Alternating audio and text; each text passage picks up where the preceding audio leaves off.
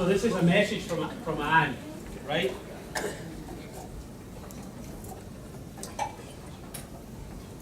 I was just looking back at the thing you drew on the board earlier, Mike. I'm not sure why you drew it. Right, this is a message from Anne. Hello, members of the SFT, and to the retirees, Nancy, Linda, and Bob. First of all, let me say that I am so very sorry that I am unable to attend this very special celebration. Council executive and full council meetings draw me away today.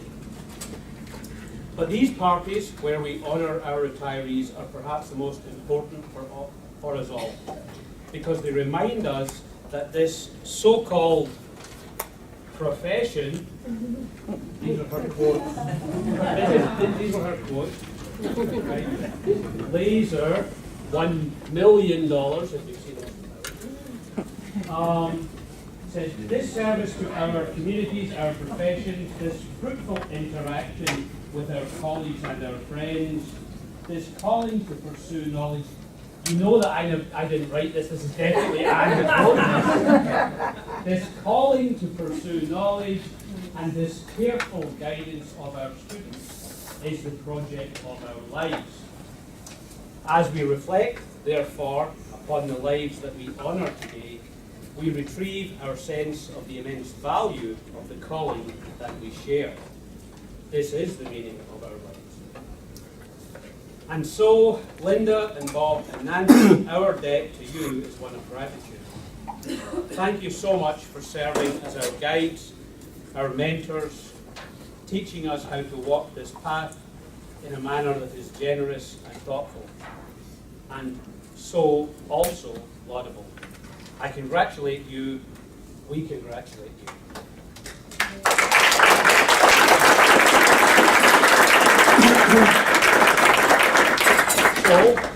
So we have 3 retirees, and we have 3 of our friends who are going to introduce them. And so I'm going to first ask Malaku to come up and introduce Linda Nelson.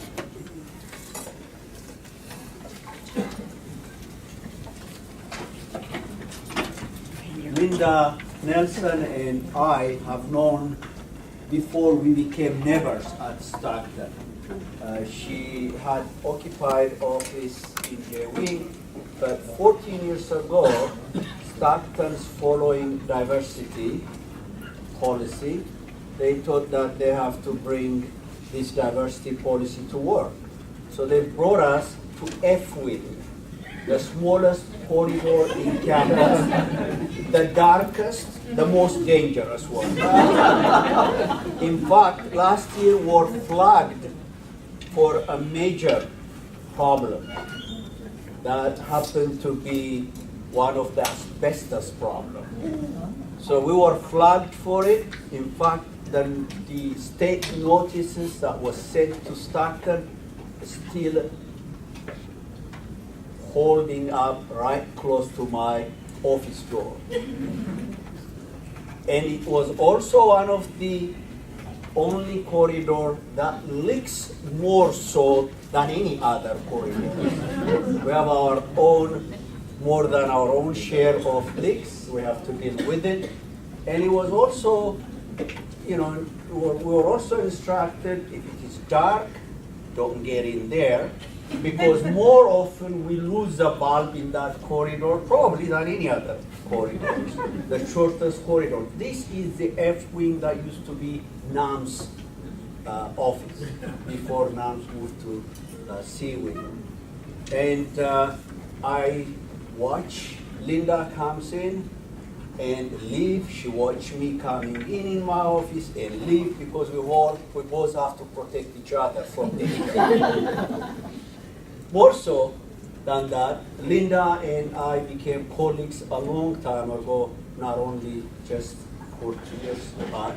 We traveled together 4 times to South Africa with our students, and we also have encountered the most interesting experience while we were traveling. One time as we were coming out from Kruger park. I think Charlie knows that, and Ross, they traveled with us there. And the bus on the hill caught fire. We both have to evacuate our students fast and make sure that they get all their essential, the passport and so on quickly. And we have to hitchhike to get to the next town. And it was a very interesting experience. And one of the students we had lost her inhaler, so we're trying to see how we can be able to facilitate her health need. So that experience was much more interesting to me and also rewarding. There was one colleague of ours who is no longer with us, who's retired, who lives in Ankara, Turkey. He used to say always, if you want to know a person very well, you either have to live with him or travel with him. That's the only way that you can know that person very well. And with all my experience, I will testify to you, Professor Linda Nelson is the best person to travel with, the best person to share a corridor with. She is a person that has a consistent demeanor that I always count to see the smile in any time, at any moment. So I'm going to miss her dearly. And I think that I'm going to be occupying that corridor by myself. No faculty. If anybody is willing to come, join me. Thank you very much.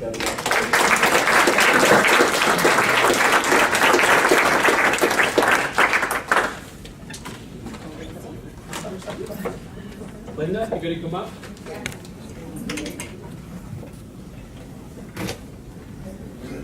We have a little present for you. Thank you so much. Can you say a few words? Oh, yes. Okay. I decided that I was not going to prepare any few words. I would say whatever came to my mind because there was a big celebration last Friday and I was so overwhelmed emotionally and I had something prepared to say and I think I did okay. But I thought it would be best if I just said what came to mind, and I did think about it. And I just wanted to say a lot of thank yous. I wanted to say thank you and to the colleagues who I did not get to know so well, but I could see from a distance their warmth, their energy, their kindness. We smiled at each other in the hallway and passed each other for 20, 30 years. I want to say thank you to Stockton in general for the opportunity to really hone my craft and to teach all the things that I know. Well, not all, but I started as a professor of writing because that was my training, and I also had training in literature, and I taught literature from day one and writing, and then I finished a PhD in anthropology, and I've taught anthropology. And it's been a challenge, but it has been very rewarding. There are not a lot of places where you can go and find yourself intellectually like that. But most of all, it's the people. And Malaku, I thank you so much for what you said, my dear brother. Traveling with Malaku was just so easy. The challenge was taking care of our students and escaping the burning bus. And I'm so glad when you said I kept the even demeanor, because you must have forgotten how I cursed out the bus driver. I don't want to see. In the dark of night on a hill in South Africa, because they knew it was going and they didn't. I'm not going to name individual names right now. I love you all, and I have had the pleasure of knowing many of you and becoming very, very dear friends, like extended family, with a number of you, and I don't feel as if that will end, and that's a good thought. And so I thank you. I thank you.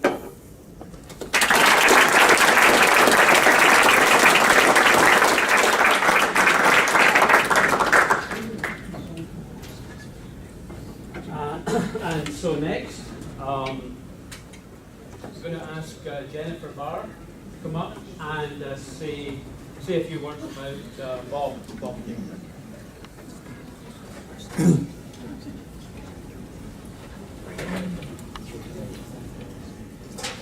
gonna try not to cry.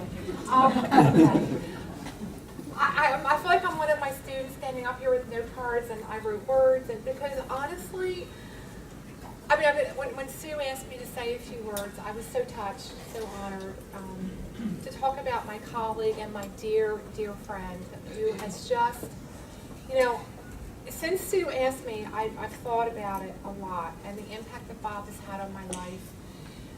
When I came to Stockton, he was more experienced than me. He's one of the faculty in the business program that truly, he helped to mentor me, and I really feel he helped to shape me as an academic. And in terms of trying to think about all the different characteristics that I would use to describe Bob, I probably could have filled up an entire packet of note cards, because he is really one of those individuals that you will meet in your lifetime that is so special and just so unique, genuine, compassionate, empathetic, principled in a way that really is almost indescribable. I've served on committees with Bob, I've served on a task force with him, and most recently I served on a search committee with Bob, Elaine, and Audrey. And let me just say that unless you've served on a search committee with 3 attorneys, you have truly not served on a search committee. I said to Elaine at one point, I said, Elaine, I cannot read all these email exchanges. I said, it's every day. I said, and they're really long. And Elaine turned to me and she said, it's okay, I'm not reading all of them either. And she was the chair of the search committee. So immediately I felt much better. But those exchanges represented the thoroughness with which Bob has approached all of his work. And whenever I learned that I was on a committee with Bob, I just felt such a sense of relief, because I knew that he would, even if he didn't chair it, he always emerged in a leadership position, basically, and we always did such a tremendous job. And it was under his guidance. He just always brought so much to the table. His work ethic is unparalleled. Unbelievable writer. I feel I was always kind of in awe of his writing, and just a true gentleman. He's also just a tremendous listener. Bob and we've gotten together outside of work. He's been in my home, and I've gone through some difficult times in my own personal life, and he was always there for me, listening, compassionate, empathetic. Something else that I think sets Bob apart. Now, I'm sure many of you can relate to this. If I was ever passing Bob in the hall, because that's our lives as academics, we just we're like we pass each other. Unless we formally plan to get together, Bob would never just say hello.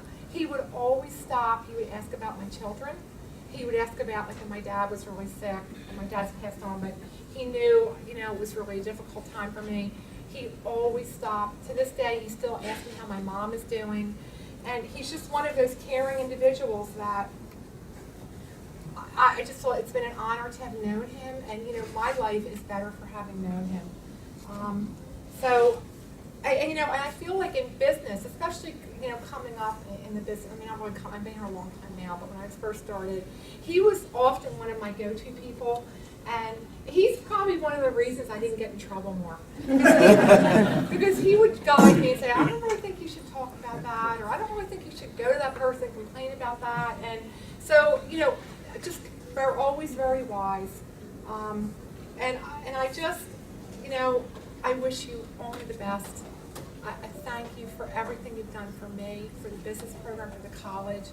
Stockton, is what it is today because of individuals like you. So I just adore you and wish you only the best, Bob. Thank you.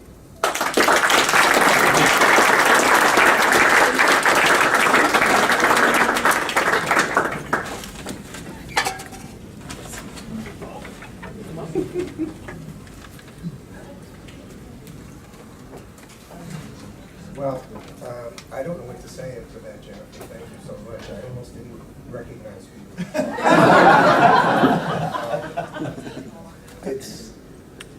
I have to first salute my co-retirees, Linda and Nancy. Congratulations to you. Thank you, Sue, for putting this together. This is really lovely. It will be a memory for me always. I have to echo what Linda said. I too did not prepare anything ahead of time. I'm just being spontaneous here, so forgive me if I ramble on. But I want to thank the union for doing this. I have not been able to attend too many of these in the 33 years I've been here, because as many of you know, I live almost 2 hours from campus. Friday nights, Friday afternoon is the worst possible traffic jam. So for me, hitting the road was the wiser idea. But it is delightful, and I have been to maybe 15 or 20 of these through the years. They've always been wonderful. A great opportunity for us to get to know one another like this, and I thank you all for putting this together. Being at Stockton has been a dream come true for me. My two colleagues-in-law know that. I've said that many times to them.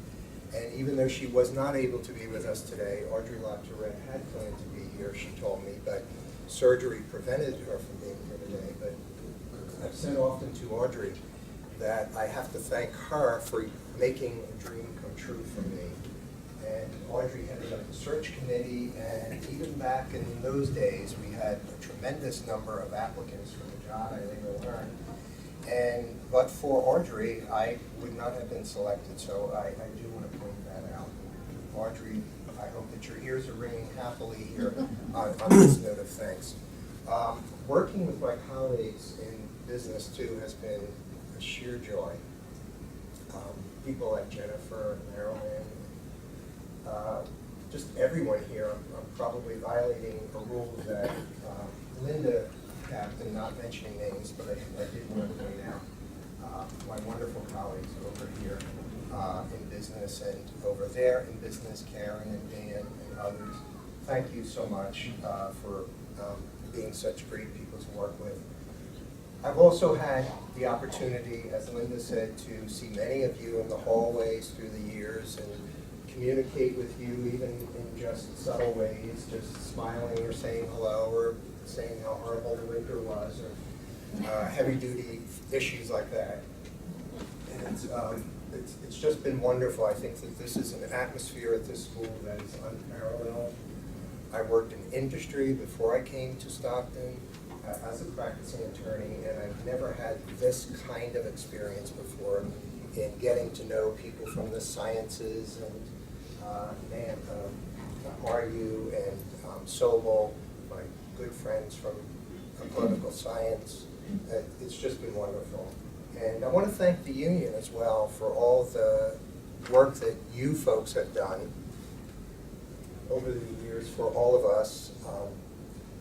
I was thinking the other day that in the 33 years that I've been here, there have been 9 governors. And Drumthwacket was the home for Republican governors and Democratic governors. And throughout those years, I don't ever remember us having an easy time coming up with a contract. It didn't seem to matter who was occupying Drumthwacket, it was always a challenge. Probably the worst under the present governor, but I won't get too political about that. But the union was always there, always trying to get the very best they could for us under very difficult circumstances, and I want to say how much I appreciate that. You were protecting our salaries, our benefits, and I know doing the very best you could under very critical conditions, so thank you all. And as Linda said, I will echo the same thing. I love you. Thank you so much.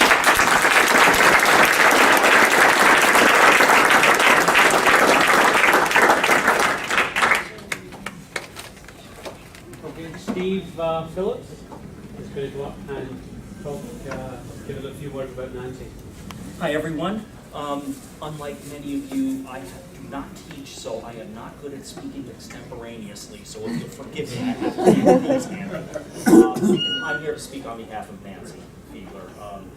Those of you who know Nancy know her to be just a wonderful person, and I'm honored to do this. Not many people know this, but Nancy and I used to date. That's not true. We went on dates, but they were at county colleges, in lobbies, and cafeterias, and gymnasiums, and things like that. We used to go recruiting together because, as you know, we have a lot of transfer students at Stockton, and that's my primary responsibility. So one day, Nancy came up to me and said, "Steve, could I go with you to some of these events?" And I thought, okay, for 30 years I've been doing this solo. I'm not too sure that I like this idea of having a sidekick. But then the mysterious publication that I have yet to get my hands on that's titled 10,000 Ways to Stump an Admissions Representative by Asking Questions, subtitled 999,000 of them involve teacher education. But this will be a good thing. The selfish part of me said, Nancy will be a good person to bring along. So Nancy came along to all of these things, and we had a great time. She was wonderful with all the students. I have two things that I really want to highlight about Nancy, two attributes. And I want to use an anecdote to do this. At our very first date, so to speak, we were at Atlantic Cape Community College, sitting in the lobby. We were at a college fair, and a college fair, for those of you who have never been to these things, is just like a flea market for colleges. Right? We're all behind tables, we've got our banners out, we've got the literature on the table, we're waiting for students to come up to us. And for the first half of the day, we were swamped. We had people coming in. Now, I had a pattern. I do not just jump out at people and say, "Hey, how you doing? How you doing?" Because we've all had that experience, haven't we? Where you just want to walk up to a table and quietly browse without being bothered. So I kind of always waited and sized up, you know, who was in front of me. Nancy took a very different approach. She would just jump in there and say, "Have you thought about teacher education?" And people would react in various ways. You know, they would either say yes, no, maybe. Well, in the afternoon, things got a little bit slow. And I know we've all had this experience too. In a public place, you're walking, you see somebody coming toward you out of the corner of your eye, and you just register, don't make eye contact, or this person will talk to you. Right? You all know what we're talking about. So, I saw that coming toward our table. And of course, I kind of went, Nancy, being the wonderful person she is, jumped in and said, "Hi, have you thought about teaching?" And here's where I'm going to read. Just a little bit of snippet of conversation, because this will illustrate Nancy. "Hi, are you interested in teaching? Student, what's that?" I have this 80% accurate. Okay? Only 20% of this is filler. What's that? Nancy, you know, teaching in a classroom. Student, I still don't get it. Nancy, let me rephrase it then. Being a teacher in a classroom. Student, with a fair amount of disdain in her voice. Oh, why would I want to do something like that? Remember this? Remember? Nancy, mildly shocked. Well, because teachers do good things. They help students. You must have had teachers who helped you. Wouldn't you like to help children? Student, you know what's coming. No, I hate children. And I hated all of my teachers. They were idiots. No kidding. So poor Nancy, who is one of the best people on earth, says, just after a moment's reflection, well then perhaps you wouldn't want to go into teaching. So the student then continues and says, why not? And that's where Nancy's first attribute comes in, because she gave them the Nancy stare. David, you know what I'm talking about. The Nancy stare, she just kind of goes like this. She's got this secret smile in the corners of her mouth, and she just lets you know that she is not happy. But she would never say it. So after the stare, Nancy smiled and reached over to the table and said, here, take some brochures. If you're ever interested in teacher ed, come see me. So the stare is one thing, but I think that it really illustrates the biggest part of what makes Nancy a very, very special person, and that's her kindness. She would, even under circumstances like that, she would never ever consider saying something unkind. And I think that kindness is an underrated attribute in the world. Nobody aspires to be the most kind person on earth. But if that award went to anybody, it would be Nancy. So thank you, Nancy, for your time here. And we all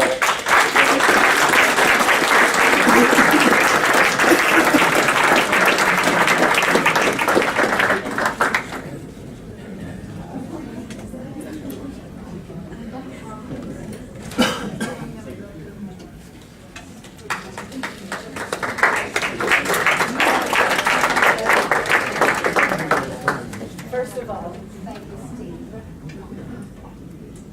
I'm very touched. I don't know how many of you know this, but I was 55 when I applied for a job here at Stockton. And Dr. Virginia DeFee had faith in me.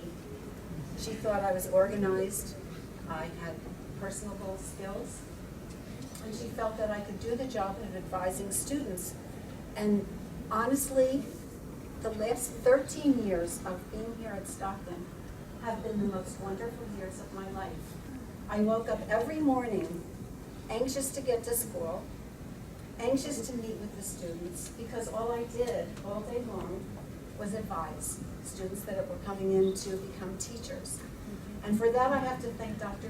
DeFee for having the faith in me to be able to understand that I would be able to do this job well.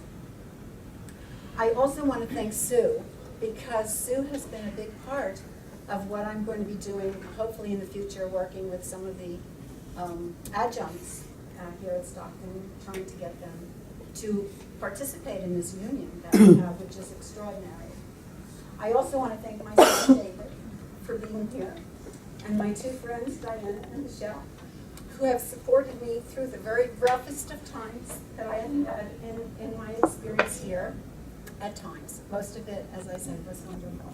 If I had my wish, I would continue working, and I would continue helping students, because that, again, is my passion. I don't know what else to say, because I really didn't know I was supposed to speak, but I want to thank everybody. I don't know a lot of you, because I'm staff, I'm not a faculty, and I just wish all of you the best. Stockton is a wonderful place. If I could be here again on a 1 or 2 day basis, I would be here in a heartbeat. But thank you very much for your support and your kindness and your love.